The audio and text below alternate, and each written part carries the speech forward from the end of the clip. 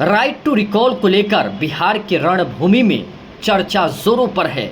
इधर जन स्वराज के संयोजक प्रशांत किशोर ने राइट टू रिकॉल को लेकर बड़ी बात कह दी है। उन्होंने कहा है कि पार्टी के अंदर राइट टू रिकॉल लागू की जाएगी, आश्वासन दिया है, जनता को विश्वास दिया है, लेकिन दूसरी तरफ बहुत बड़ा झूठ बोल दिया है।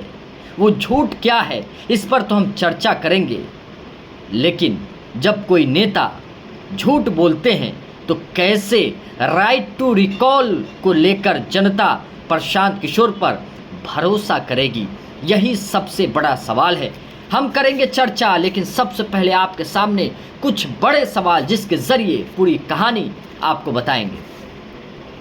प्रशांत किशोर ने क्या कहा है, राइट टू रिकॉल क्या है, राइट टू रिकॉल की उत्पत्ति कहाँ से हुई है, क्या इस पर संसद में कोई कानून बना है, अभी किस किस स्तर पर राइट टू रिकॉल देश में लागू है, राइट टू रिकॉल का समर्थन विरोध क्या है, इन्हीं तमाम पहलुओं पर आपको बताएंगे। सबसे पहले प्रशांत किशोर ने क्या कहा है, यही हम आपको बताना चाहते हैं। प्रशांत किशोर जन स्वराज के संयोजक ने राइट टू रिकॉल लागू करने की बात कही है। पार्टी इस फार्मूले को लागू करेगी, जनता की इससे ताकत बढ़ेगी। पार्टी के कार्यकर्ता उस विधायक के खिलाफ अविश्वास प्रस्ताव लाएगी, अगर पास हो जाता है तो उसकी विधायकी एक झटके में चली जाएगी।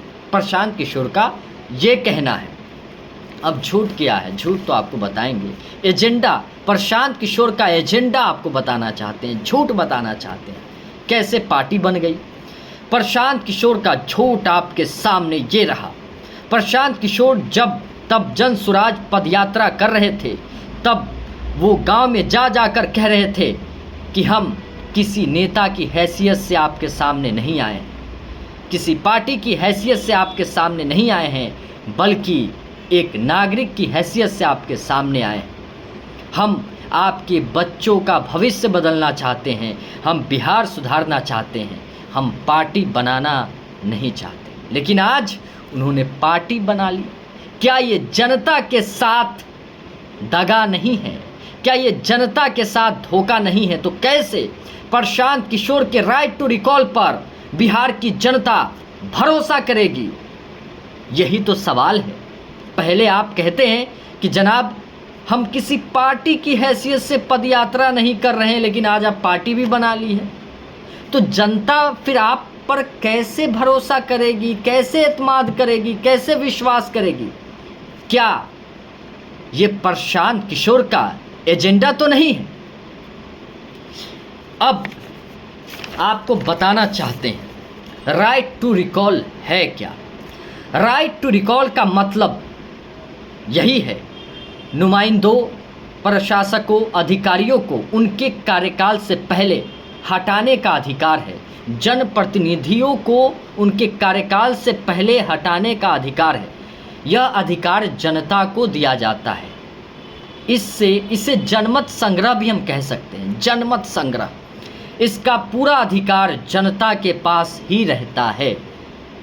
राइट टू रिकॉल का मतलब जनता का अधिकार, जनता के हाथ में ताकत होगी, वो अपने हिसाब से नेताओं को चलाएगी, हाँकेगी। यही है राइट टू रिकॉल। अब आपको बताते हैं राइट टू रिकॉल की उत्पत्ति कैसे हुई। राइट टू रिकॉल की उत्पत्ति स्विट्जरलैंड से हुई, फिर बाद में चलकर अमेरिका राज्यों में ये चलन में आया। जानकारी के मुताबिक अमेरिका में लॉस एंजलिस की नगर पालिका में 1908 में ये लागू किया गया। इसका नाम है मिशिगन और ओरेगन में पहली बार राइट टू रिकॉल यानी वापस बुलाने का अधिकार लागू किया गया।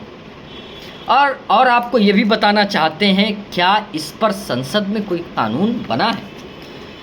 आपको साफ बताना चाहते हैं भारतीय संसद आरटीआर का कोई कानून नहीं बना है। भारतीय संसद में आरटीआर का कोई कानून अभी तक नहीं बना है, ये क्लियर करना चाहता हूँ। भारत में लोक प्रतिनिधित्व अधिनियम 1951 के तहत किसी प्रतिनिधि का कार्यकाल किसी खास अपराधों के लिए ख़त्म किया जा सकता है।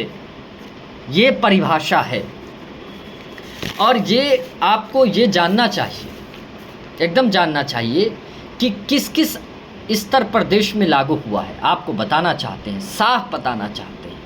आरटीआर कानून बिहार, छत्तीसगढ़, एमपी, झारखंड और राजस्थान जैसे राज्यों में नगर पालिका, जी हाँ, नगर पालिका स्तर पर लागू है, जबकि यूपी, बिहार, झारखंड, एमपी, छत्तीसगढ़, महाराष्ट्र और हिमाचल प्रदेश जैसे राज्यों में पंचायती स्तर पर आरटीआर लागू है। बड़ी बात यह है कि राइट टू रिकॉल को लोकसभा में कई बार पेश किए गए, लेकिन पेश नहीं हो पाए। क्यों? समर्थन और विरोध के चक्कर में ये कानून फंसे के, ये आरटीआर फंसे के फंसे रह गए। ये अब तक पास नहीं हो पाया है, समर्थन विरोध के चक्कर में। अब आपको बताना चाहते हैं इसका समर्थन किसने किया है। राइट टू रिकॉल का समर्थन लोकनायक जयप्रकाश नारायण से लेकर तत्कालीन प्रधानमंत्री अटल बिहारी वाजपेयी ने भी किया है। वहीं दूसरी तरफ इसका विरोध हुआ, जिसकी वजह से ये आज तक संसद में पास नहीं हो पाया है। अब हम आपको राइट टू रिकॉल के फ़ायदे और नुकसान दोनों बताना चाहते हैं। इसके फ़ायदे क्या है, नुकसान क्या है। तो सबसे पहले आपको फ़ायदा बताना चाहते हैं। राजनीति, भ्रष्टाचार और अपराधों को रोका जा सकता है इसके ज़रिए। मतदाताओं को चुनावों में भाग लेने की उत्सुकता बढ़ी रहती है। मतदाताओं में उत्सुकता बढ़ी रहती है चुनावों को लेकर, भाग लेने को लेकर, ये बात कही गई है। तीसरी बात है कि नेताओं के झूठे वादे को रोका जा सके, नेताओं के झूठे फर्जीवाड़े को रोका जा सके, लगाम लगाया जा सके। अब इसके नुकसान भी आपको समझ लेने चाहिए। इसके नुकसान, राइट टू रिकॉल्स के नुकसान क्या है। राइट टू रिकॉल्स का दुरुपयोग किया जा सकता है, ये भी बात कही जा रही है। किसी पार्टी के सदस्य जानबूझकर सत्तारूढ़ नेताओं के खिलाफ जनता में कलह पैदा कर सकते हैं, ये भी बात है। लेकिन आखिरी बात, चुनावों में रुकावटें को लेकर खतरे बन सकते हैं। मतलब समय समय पर चुनाव पर बाधाएं आ सकते हैं, इस तरह की बात सामने आ रही है। चुनाव के लिए ये एक तरह से ख़तरा भी हो सकता है, ये एक उलझन भी है। इस तरह की बातें कही जा रही है। लेकिन क्या Prashant Kishor right to recall के ज़रिए बिहार में एजेंडा फैलाना चाहते हैं? क्या जन स्वराज पार्टी को एजेंडे के ज़रिए बिहार में लाया गया है? यही